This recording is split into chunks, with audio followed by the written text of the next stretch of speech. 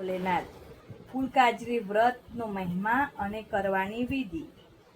આ વ્રત પવિત્ર શ્રાવણ મહિનામાં સુદ તીજ કે વદ તીજના દિવસે લેવાય છે।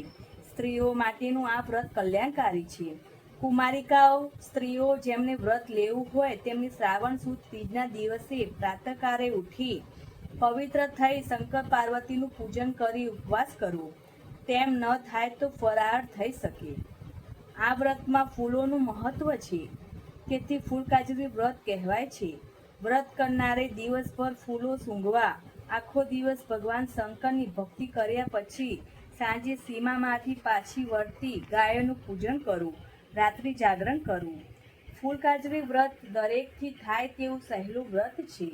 આ વ્રત શુદ્ધ ભાવથી કરવામાં આવે તો મહાદેવજી સદાય પ્રસન્ન રહે છે।